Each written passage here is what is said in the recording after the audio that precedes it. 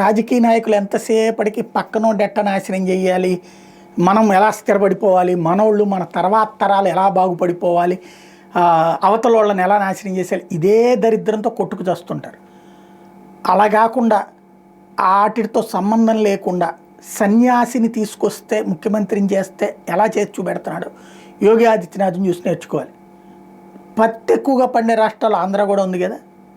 ఇక్కడ పత్తిని ఏం చేస్తున్నాం, చైనా వాడికి అమ్ముతాం. చైనా వాడు ఏం చేస్తాడు, బంగ్లాదేశ్కి పంపిస్తాడు.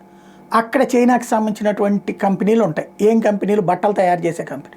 ఏం బట్టలు తయారు చేసే కంపెనీలు, ఇప్పుడు మనం తీసుకునే ఫ్రాన్స్ బ్రాండ్ అని, అమెరికా బ్రాండ్ అని, కెనడా బ్రాండ్ అని చెప్పుకునే గొప్ప గొప్ప బ్రాండెడ్ కంపెనీల సంబంధించినటువంటి వాళ్ళకి బట్టలు తయారు చేసి అమ్మేటటువంటిదంతా కూడా చైనాని.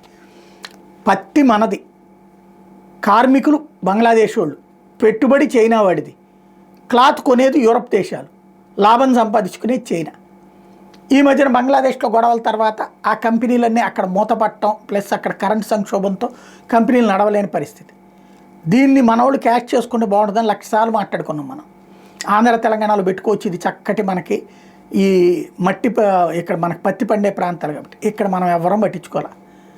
అదే ఉత్తరప్రదేశ్లో యోగి ఆదిత్యనాథ్ సర్కార్ తాజాగా టెక్స్టైల్ పార్క్కి 50,000 మందికి ఉపాధి కల్పించేటటువంటి పార్క్కి రంగం సిద్ధం చేశారు.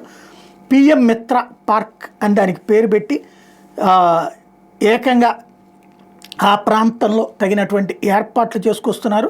పిఎం మిత్ర పార్క్స్ పేరుతో బట్టలు తయారు చేసే పరిశ్రమల్ని పెద్ద ఎత్తున ఆహ్వానిస్తున్నారు.